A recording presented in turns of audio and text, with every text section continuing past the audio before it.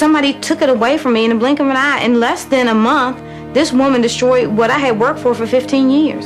I mean, your credit score is basically all you have. I was mugged, they got my information. It can really negatively affect your life. Then they went off with the information and basically became me. I feel it's a loss of control that someone's out there pretending to be you and doing things in your name that can come back to haunt you. Somebody was using my name and all my personal data. They'd done it all. I just didn't even know where to start.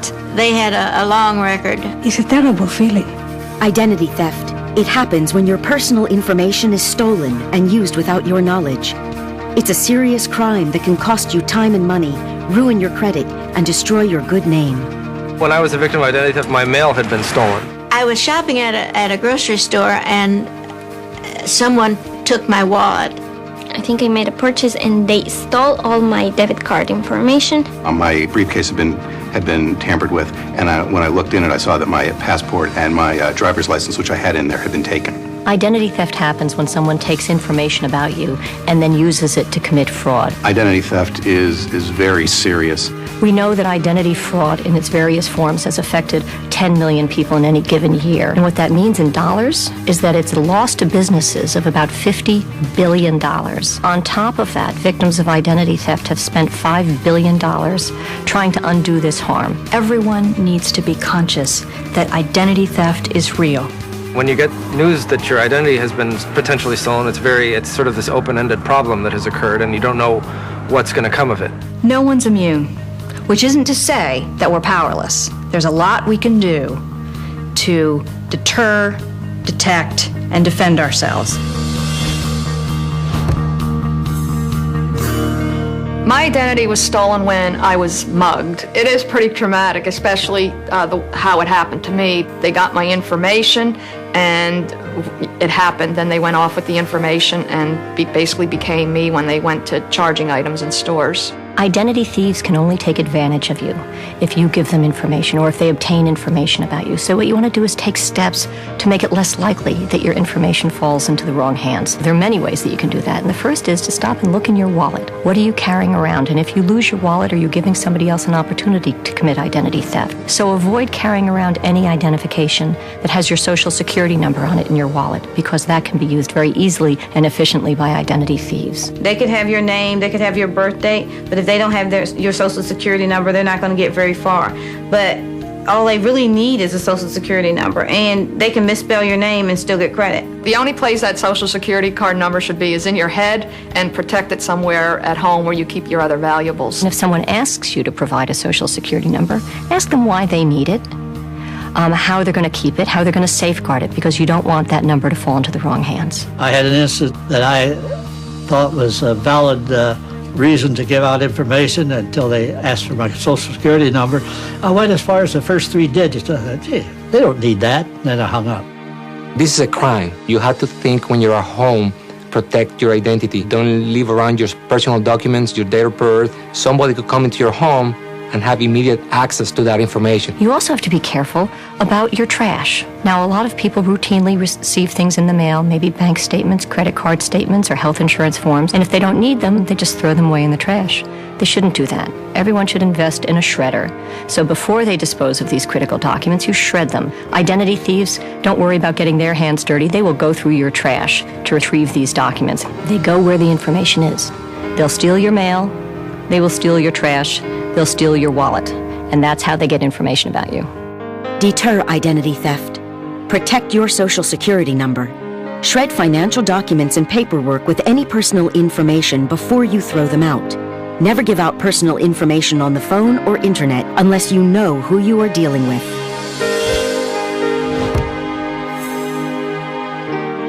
My name is Nicole M. Robinson. The woman who stole my identity, her name is Nicole A. Robinson. She stole my information from the pharmaceutical company that she works for. After this happened, it devastated my financial life. I ordered my credit reports, and I received a credit report in the mail that was 54 pages long. It had over 170 accounts, 140 of them were in collections. It had 42 different names and 65 different addresses on it. Not only was somebody else reaping the benefits of my good credit, I could no longer have access to my own good credit.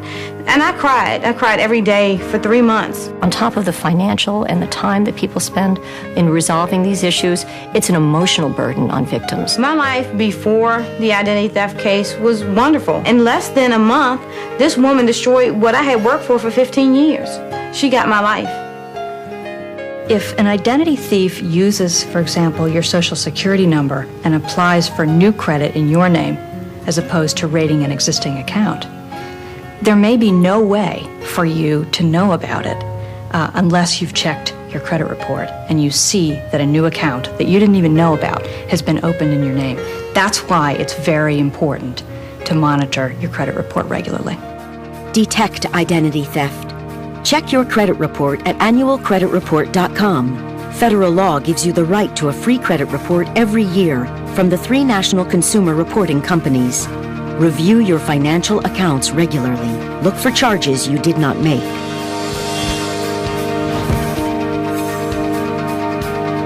When someone realizes that they're a victim of identity theft, it's like getting a kick in the gut.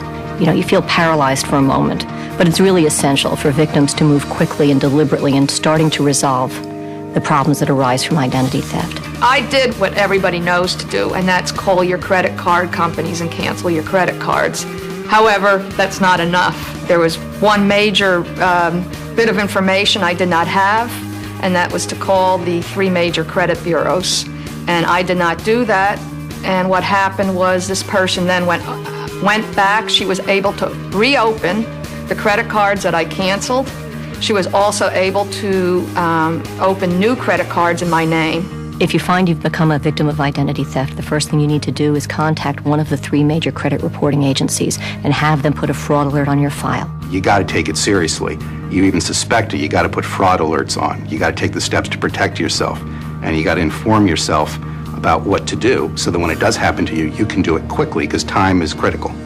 You next want to contact each of the creditors or other institutions where your information has been misused. Then you follow up in writing and dispute these accounts and get a letter from them resolving these disputed fraudulent accounts. The FTC has an affidavit, which in my case I used to write out your explanation of what happened that you can then use to submit to creditors trying to collect on fraudulent accounts. When you're trying to tell them, look, my identity was stolen, it helps prove it to them.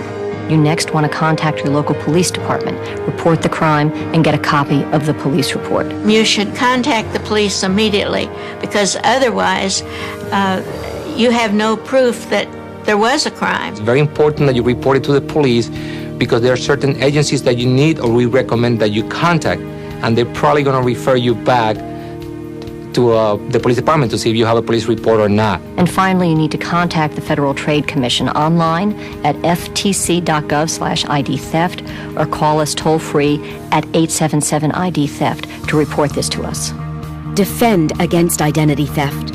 Call the 3 credit reporting companies and place a fraud alert on your credit report. Then ask for the free credit report you're entitled to. Close any accounts that you suspect have been tampered with or opened fraudulently.